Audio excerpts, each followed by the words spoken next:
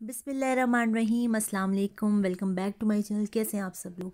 मेरी दुआ है कि आप हमेशा अल्लाह ताला के हिफ्ज़ व अमान में रहें। अल्लाह पाक आपको हर तरह की नागहानी आफात से बचा के रखें। आमीन सुम आमीन। आज है ट्यूसडे और आज बच्चे स्कूल नहीं गए इसलिए कि हमारी अपॉइंटमेंट थी। हम डॉक्टर की तरफ जा रहे हैं सारे, साथ में अपॉइंटमेंट मेरी भी थी। लेकिन क्या हुआ कि जैसे कि आपको पता है इस सारे सीन में बहुत सारी अपॉइंटमेंट्स जो हैं वो कैंसिल हो चुकी हैं। एक और आपको बात बताती चलूँ कि फ्रेंच में अपॉइंटमेंट को गंदेवू बोलते हैं, तो मैं अब गंदेवू बोलूँगी ताकि आपको पता चल जाए कि अपॉइंटमेंट को गंदेवू बोलते हैं। थोड़ी सी फ्रेंच भी तो आनी चाहिए ना आप लोगों को, क्या कहते हैं। तो जनाब हमारा गांधीवू था और ये गांधीवू हमने तकरीबन 7-8 महीने पहले लिया था। जो लोग यहाँ फ्रांस में रहते हैं, हमारी सिटी में तो फिर जल्दी मिल जाता है, लेकिन जो ज़्यादा आबादी वाली सिटीज़ है वहाँ पे तो पता नहीं कितना टाइम लग जाता होगा। मतलब 7-8 महीने पहले लिया हुआ अपॉइंटमेंट हमारी अब टर्न आई है। मुझे भी अपनी आइज़ का चेकअप करवाना था, लेकिन मेरा जो है उन्होंने कैंसिल कर दिया। आज फिर मैं उनसे रिक्वेस्ट करूँगी कि मुझे कोई नया दे दें अपॉइंटमेंट, लेकिन करीब की डेट में। अच्छा, जो मेरी बहनें और भाई फ्रांस से मुझे देख रहे हैं, मुझे ज़रूर बताइएगा कि आपकी तरफ जो स्पेशली आई स्पेशलिस्ट के पास जो अपॉइंटमेंट आप लोग लेती हो तो कितना अरसा आपको लगता है। यहाँ पे तो इसके लिए काफ़ी टाइम मतलब लग जाता है आपको। अच्छा, एक और बात आपके साथ शेयर करूं, ज़ईम जो है ना उसको अक्सर रात को ना वो कहता है कि उसकी आंख में दर्द हो रहा है, ठीक, और वो बाकायदा रोता है। वो मुझे समझ नहीं आ रही थी। मैं डॉक्टर को यहाँ पे जो पहले हमारे स्पेशलिस्ट थे उनको बताया, पाकिस्तान में स्पेशल बताया, किसी को पता ही नहीं चला।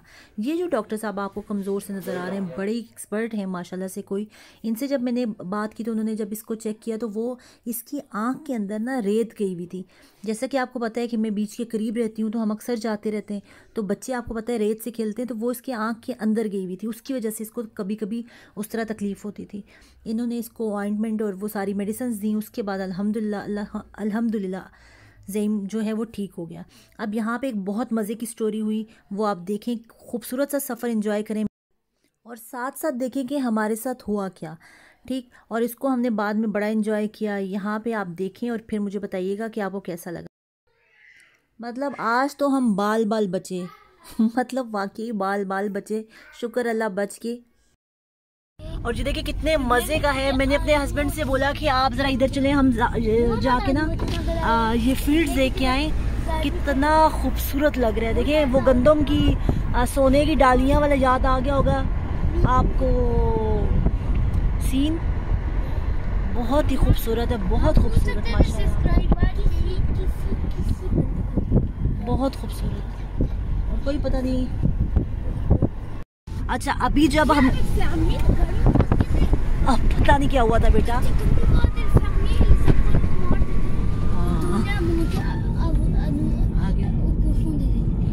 अच्छा, अभी हमारे साथ ये हुआ कि हम वो फील्ड्स देखते देखते बिल्कुल ही प्राइवेट प्रॉपर्टी में चले गए थे। और वो अंकल जो है अकेला, उन्हीं का फार्म हाउस था वहाँ पे, और वो अंकल अपना इतना बड़ा डॉगी लेके ना एकदम बाहर आ गए। और आपको पता है फॉरेनर्स, एक तो हम फॉरेनर्स और ऊपर से किसी की प्राइवेट प्रॉपर्टी में घुस जाना।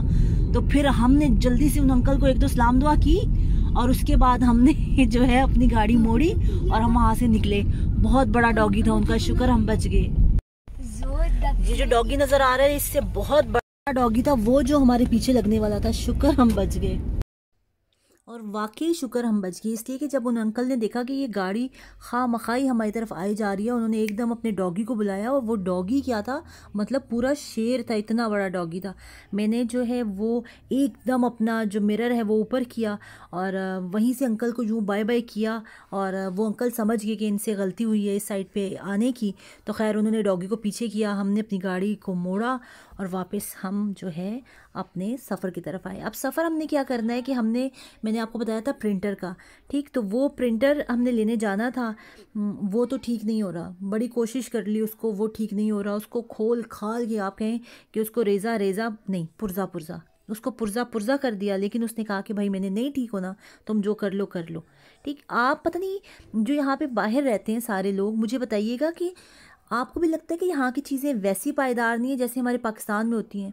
पाकिस्तान में चीज़ ले लो उससे जान छुड़ाना मुश्किल हो जाती है, मतलब इतना चलती है। मतलब अम्मी के ज़माने की चीज़ आपके ज़माने में होती है, यहाँ पे 2-3 साल 4 साल मैक्सिमम 5 साल, इससे ऊपर चीज़ें नहीं चलती।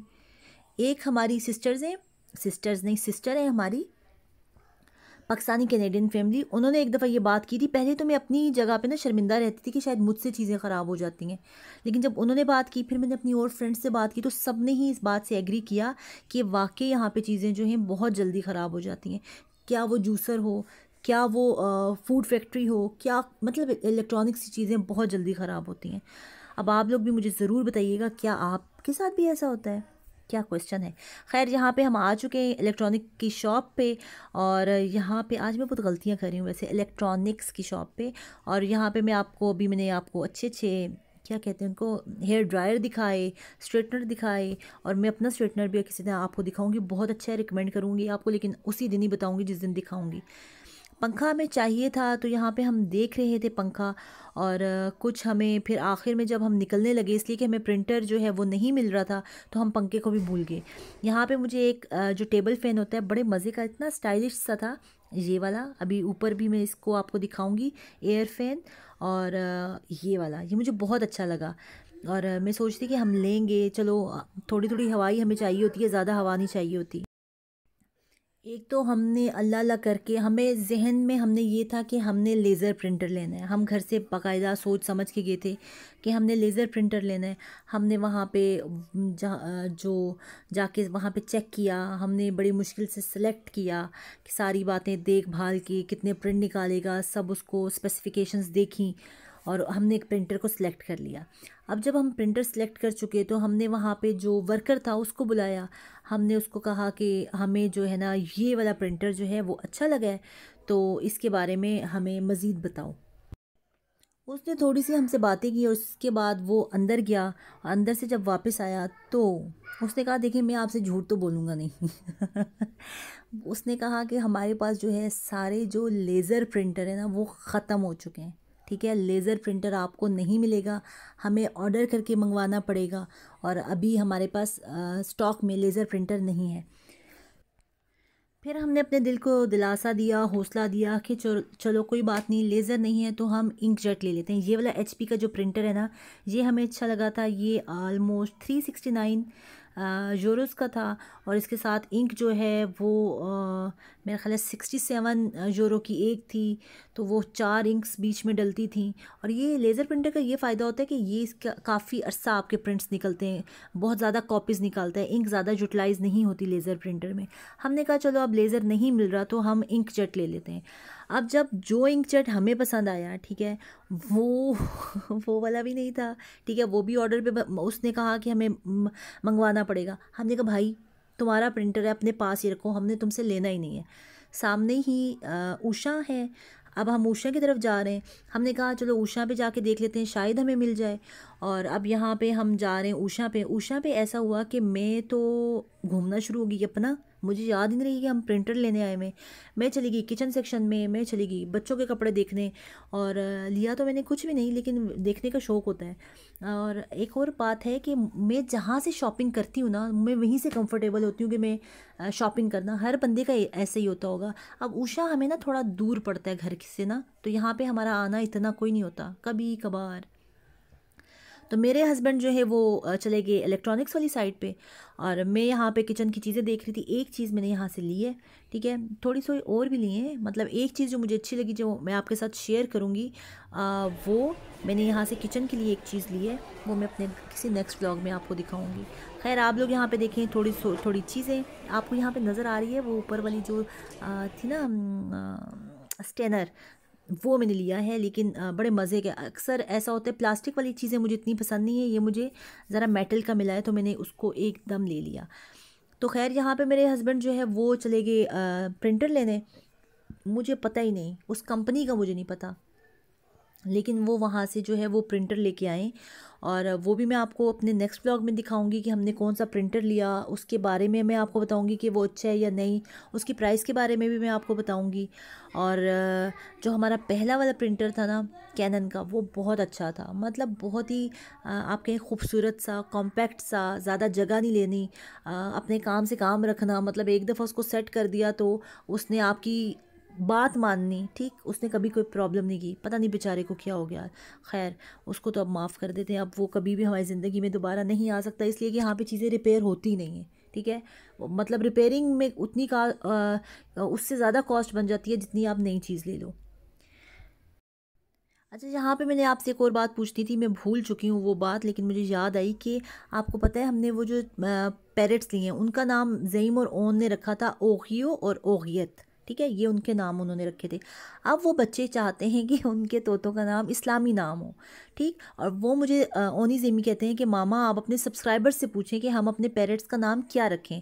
तो आपसे मेरा रिक्वेस्ट है कि प्लीज़ सजेस्ट कीजिएगा हमें कि हम अपने जो प्यारे प्यारे से पैरेट्स हैं उनका नाम क्या रखें, और इस्लामी, ठीक है, ओरियो शोरियो ना हो, उसका प्यारा सा नाम हमें बताइएगा जो हम उसका रखें।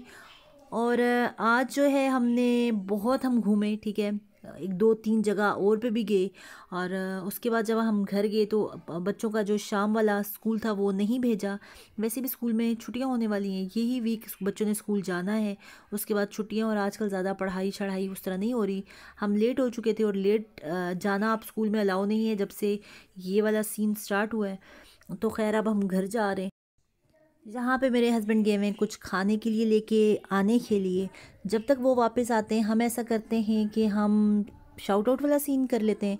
मैं स्पिन व्हील घुमाती हूँ, देखती हूँ हमारे आज के विनर कौन हैं, और चलें देखते हैं कौन है, और कुछ भी नहीं। अच्छा, जो हमारे लास्ट विनर थे दरूदुस्सलाम इन पेरिस, आपकी जो मैंने वीडियोस प्ले की थी, मुझे एग्जैक्ट टाइम नहीं पता, लेकिन मैं अभी आपकी ना सब वीडियोस चलाऊंगी। तो वो मैं, मेरी तरफ से आप यकीन कर लें कि चलाऊंगी। उसको रिकॉर्ड नहीं कर सकी, लेकिन मैं आपको जो है अभी रहती हैं कंप्लीट नहीं हुई, ठीक, वो मेरी तरफ से आपको गिफ्ट। और आज देखते हैं कि आज का हमारा लकी विनर कौन है। व्हील स्पिन करते हैं।